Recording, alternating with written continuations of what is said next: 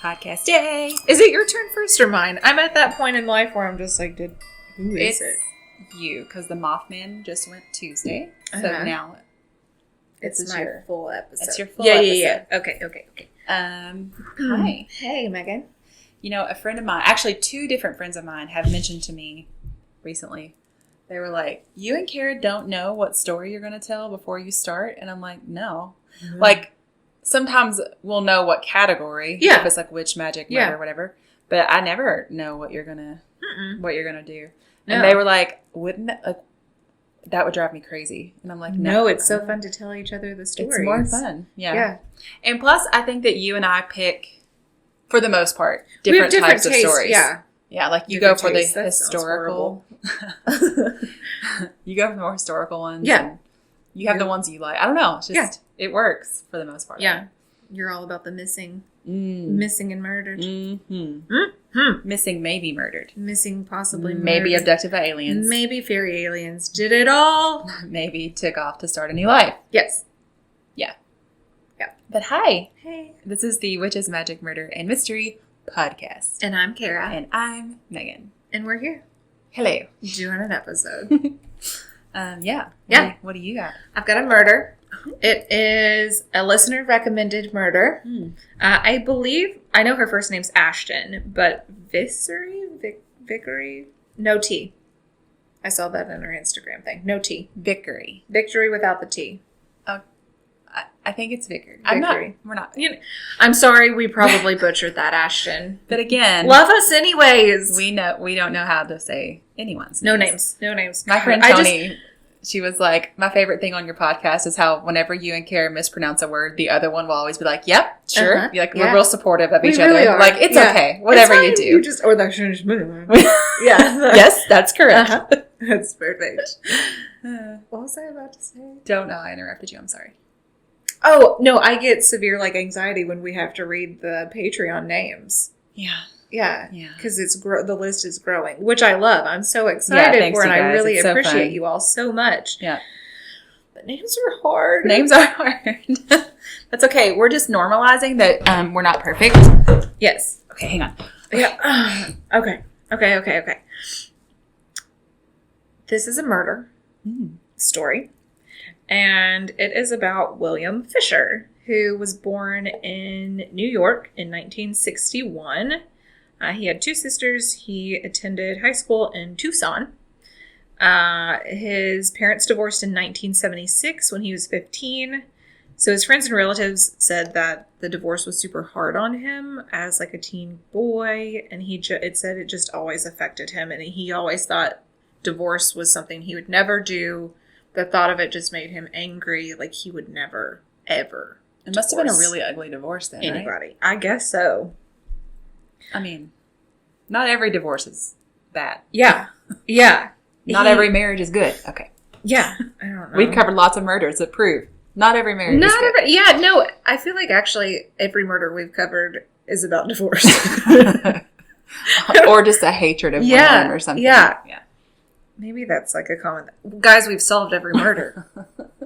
We have The fact that it's always the husband is not new information. No, not at all. Okay, so he was a Navy veteran. He married Mary Cooper in 1987, and he worked as a surgical catheter technician, a respiratory therapist, and a firefighter. Okay. He's a jack of all trades. Yeah. His mother's told investigators that she had been... the wife had been a yes sir wife, and she didn't ever stand up to her husband. She also added that her son's marriage to Mary was just a mess. But even though people were like, oh, they were the perfect couple. They were just so good for each other. But not really. Yeah. It's like the Facebook. Uh-huh. Yes. He also was an active member in the Scottsdale Baptist Church's men's ministry. I don't know. Just based on your face right then, I guess that's not going to be... No. Not going to be good. He started to withdraw from the church activities a few months before some things happened. Okay. Yeah. And so people were like, that's weird. what's he doing? Like, he was just like a go-getter So for he was Jesus. really involved, and then Yeah. He was like the men's group. You know those men? Yeah, I do. Yeah. He, in 1998, the Fishers went to their church's senior pastor for marriage counseling. He also told co-workers that he had a one-night affair with a prostitute. It says prostitute in here. Sex worker. Okay. That he met in a massage parlor. Don't go to massage parlors for anything other than a massage.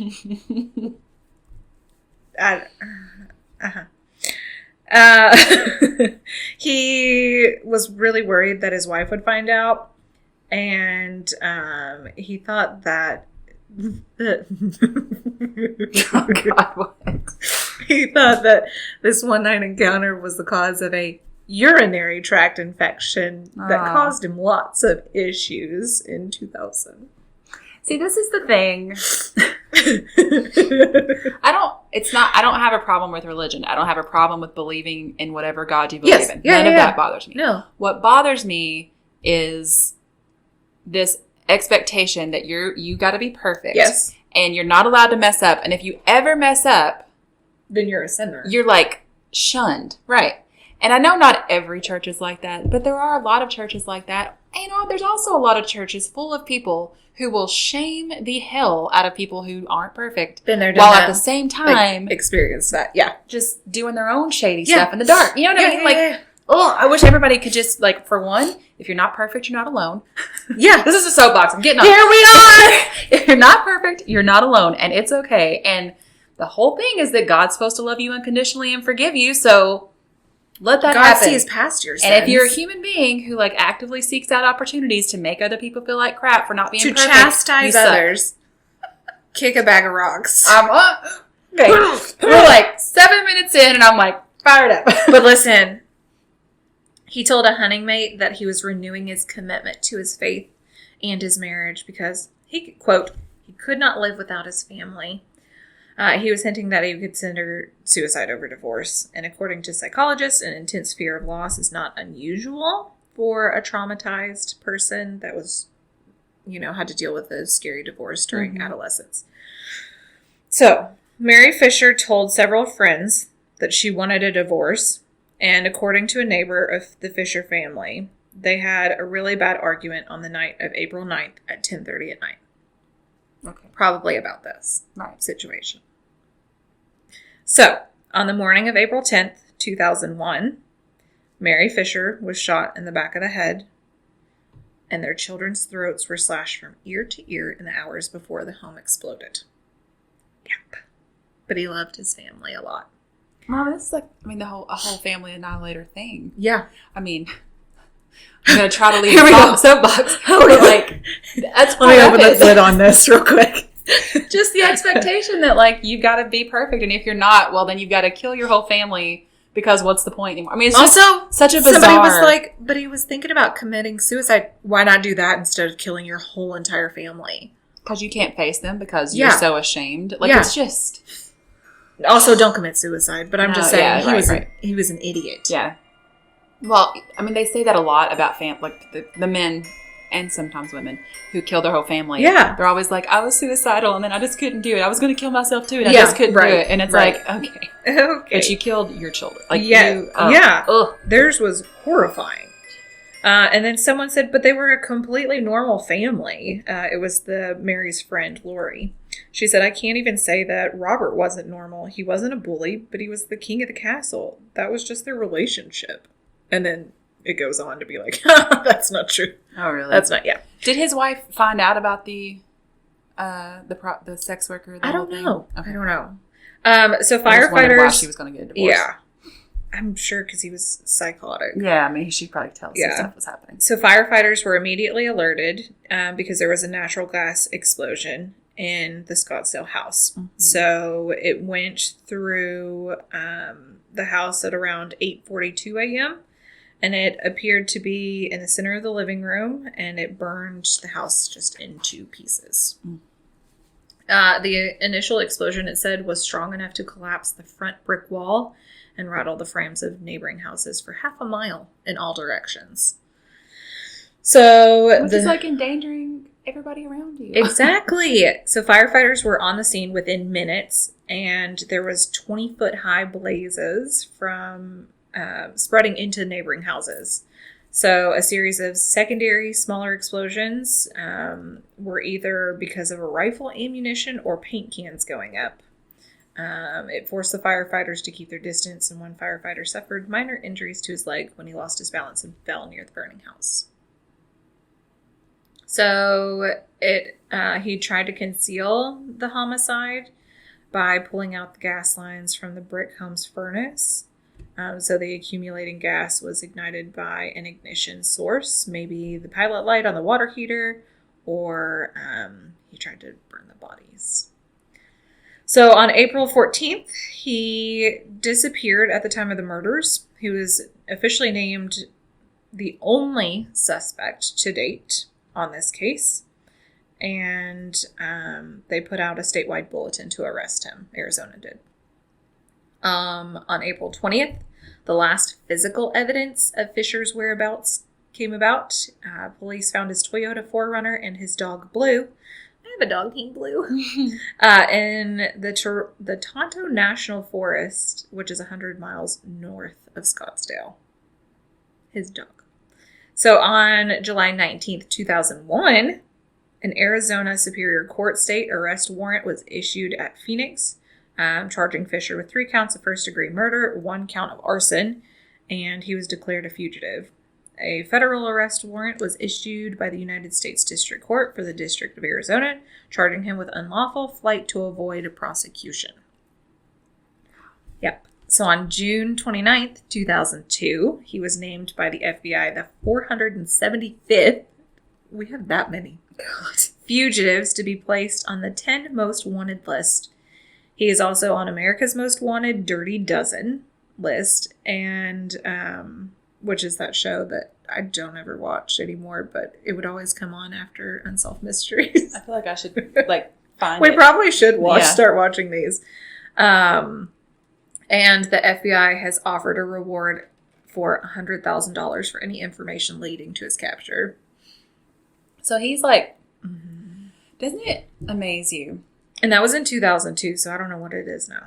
But doesn't it amaze you that, like, people still do that? Like, I mean, yeah. Like, people still think they can just get away with, yeah. Of course, I guess he disappeared. But, I mean, my assumption is that he went somewhere and killed himself. Okay, some people think that. So, on April 2003, FBI received hundreds and hundreds of leads. However, all sightings of him are inconclusive or false. So I think we talked about this. It's like when you see a picture of somebody, you're like, oh, I saw them. Mm-hmm. But then that person wasn't even alive. Like those girls weren't even alive. Right. That was in the... Yeah. That's the Patreon. Yeah. Episode that's coming this month is we talk about these girls who were disappeared and like there were all these sightings when it couldn't have been. Yeah. Couldn't have been them. But it is interesting. It's like we talk about with eyewitness testimony being so unreliable. Like if you're looking for something, you're going to find it. You know? Yeah. Even if it may not actually be there. Right. So in February of 2004, almost a year later, an individual with striking physical resemblance to Robert Fisher was arrested in Vancouver, British Columbia by the Royal Canadian Mounted Police. Ooh. I love those. Me too. Fingerprints confirmed that it wasn't Fisher. So this guy was held by Canadian police for 1 week until a family member identified him. That sucks, doesn't it? Just sitting in there being like, guys, I have no clue who you're talking about. Like, call my cousin George. He'll tell you. And they're like, yeah, I'm like, sorry. You're and they're definitely like, him. Oh, shoot. Oops. I wonder if you could sue them or anything for being held like that. I don't know. If they were wrong. Yeah. I'm sure they were like, you probably were doing something. Yeah. So, in the days and weeks following the discovery of the SUV, they thought that he had wandered into the forest to commit suicide. Mm-hmm. So they created a search, and for weeks, and they created one of the most massive, intense manhunts. They built all these huts for the men to go to think about what they've done, you know? It's a man hut. Man huts. We're going to start That's way better than like the man cave. Model. Yeah. Get yourself a man hut. Get a man hut. Okay, professional spelunkers crawl through the area's vast network of limestone caves, and there's no evidence whatsoever of him being there. And then Lori, which was Mary's friend, said, I was thinking early on they would find some bones up there where they found his truck. And then they were like, as time goes on, a fugitive's ability to stay on the run gets better, a producer for America's Most Wanted said. The ones that are gone a long time are the ones who manage to get out of the country. Well, and that's also, I think, because if it's 2006 or whatever this year is, and they've been gone a long time, it means they disappeared at a time when it was a lot easier to disappear. I just think it's really hard to disappear now. Yes. Like, how does anyone disappear on purpose right now? With all the, like, social media things and just... Yeah. I don't even know. It says that he was last seen on surveillance footage the night of the murders withdrawing $280 from an ATM. He was wearing an Oakland Raiders baseball cap and obviously driving the 4Runner.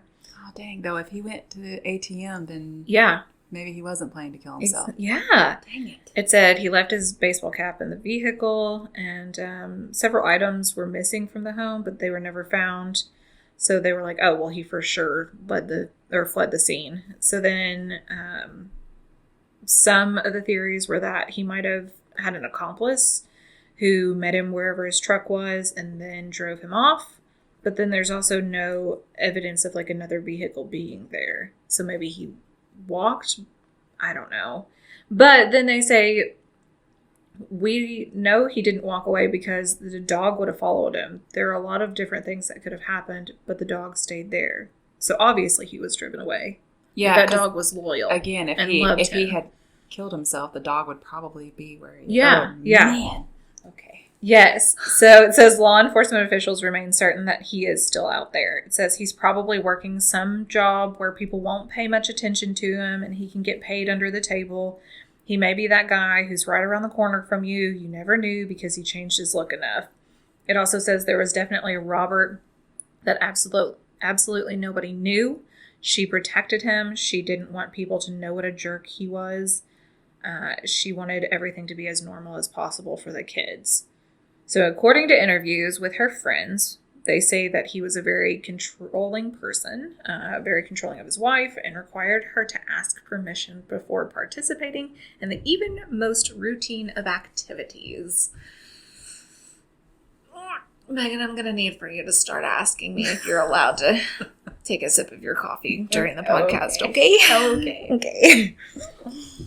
So it says that he's physically fit and an avid outdoorsman. He was a hunter and a fisherman.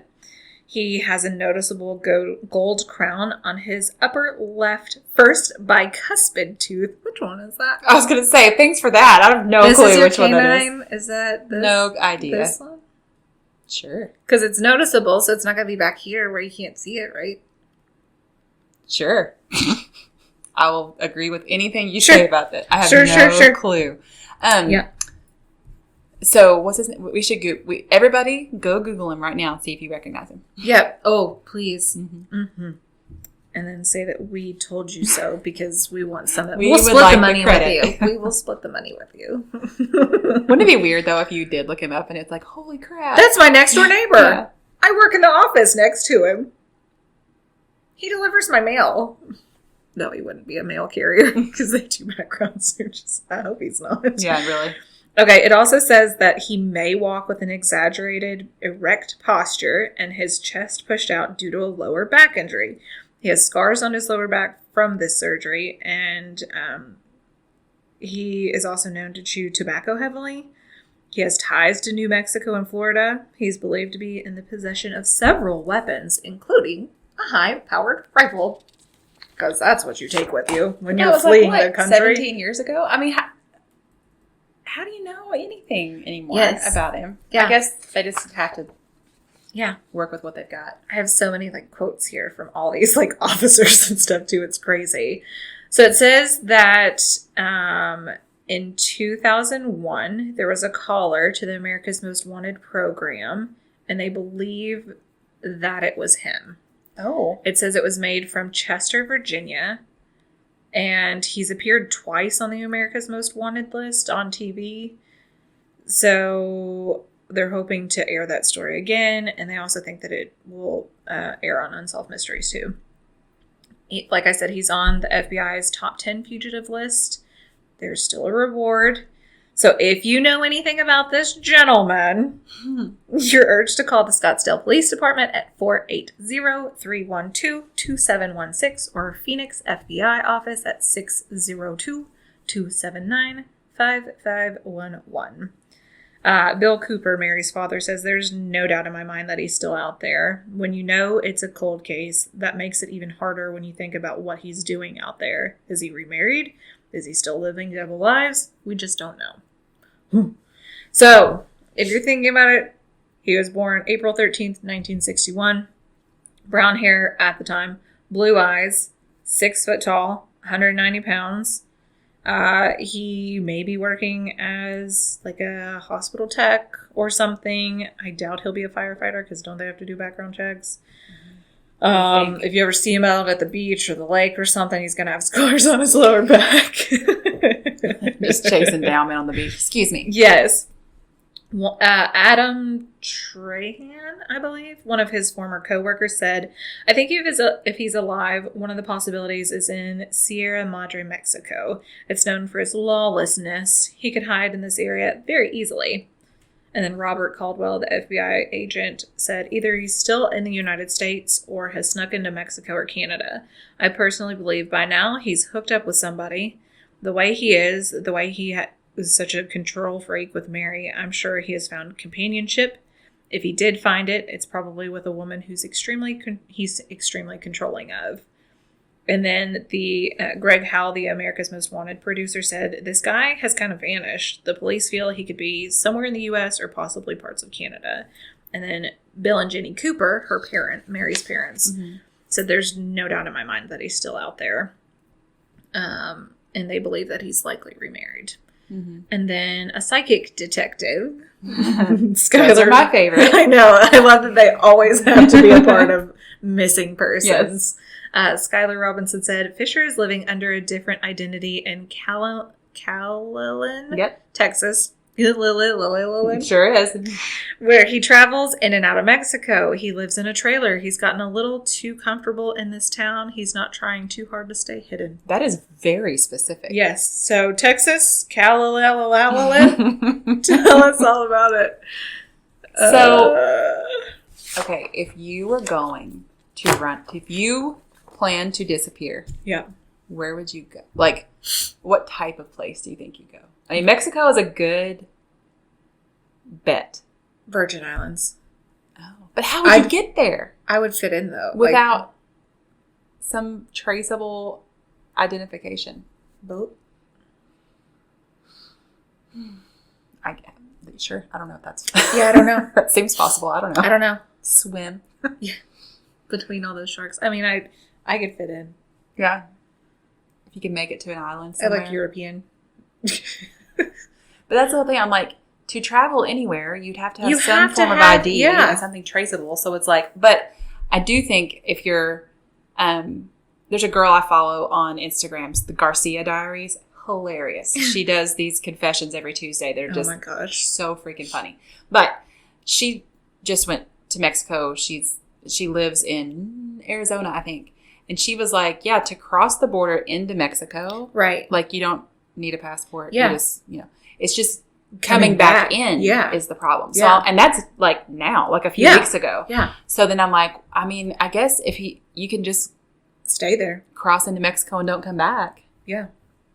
And there's no record of it. And lay low. Or you could pay somebody off to let you cross without. Right. But there's also, like, I think places here in the United States that are like the off-grid communities, like like the super hippies, you know? And maybe one of those you could just sort of disappear into. Yeah. Because the whole point is to live. Isn't it a little more difficult to get into Canada? I think so, I but thought I don't it was. know. Yeah. I mean, I have been to Canada, but it's been 30 years ago. Yeah. Like, not 30 years ago, 20 years ago. So I don't really remember. Yeah. And I don't know how it's changed. Right. I don't know. But he's still at large. Lots of monies Wow. for his whereabouts. It's fascinating to me that anyone can disappear. Yeah. Isn't that crazy? Yeah. Psycho. Well, okay. Yeah. Everybody go Google him. See if Everybody you, look can, see if you him up. recognize him. Yep. And too, with facial recognition software and Yes. everything, it's like... It's not like they just have a sketch of him like they did the Zodiac Killer or whatever. Like, they actually know who he is. They have identifying factors that they shared with the world. Amazing. It's crazy how people can have just these huge, enormous secrets that you never would expect. Yeah. A whole double life or a whole... And then it literally the ability to blows murder his whole family. Yeah. So yeah, there could be somebody that he knew that helped him escape that like nobody even knows about. Right. Oh my God. Well, now all the things I'm not going to know the answer to drives me crazy. I want to know like the fireman that he worked with. Like, did you all not? Did he not act weird in the firehouse? Like, y'all are buddies. I don't know. Even if he did, though, do you just be like, yeah, he's just a little different? Like, Yeah. I still think, like, no matter what, you very rarely would ever suspect that someone who's, like, your friend or coworker could actually do something like this. Yeah. Even if they were weird. Being able to be like, they're weird. They'd probably murder their whole family. Like, that's not... Yeah. Ooh. Yeah. All right. Well, thank you. Yeah, you're so welcome for that. And thank you for who? Ashton. Ashton. Thank you, Ashton. Thickery. Yes, absolutely. Sorry. Could you just start pronouncing your last name like that if that's not right? Yeah, I was going to say, can you just go along with it for our just sake? tell us we're right, even It's if fine. we're not. It's fine. If you have a story you'd like to send us to look into, you can email us at witchesmagicmurdermystery@gmail.com. Hit us up on the Instagram. Mm-hmm. Or not Patreon. Well, you can hit us up on Patreon if you're a member, but you can hit us up on Anchor too. Yeah, you can leave us a voicemail if you use the Anchor app. It's so fun. I love it. And if you can go to the link in our bio on Instagram to find the links to like the Patreon, the podcast store, all those things. Yeah. We love you guys. Yeah, we love you all so much. Okay. Goodbye. Goodbye.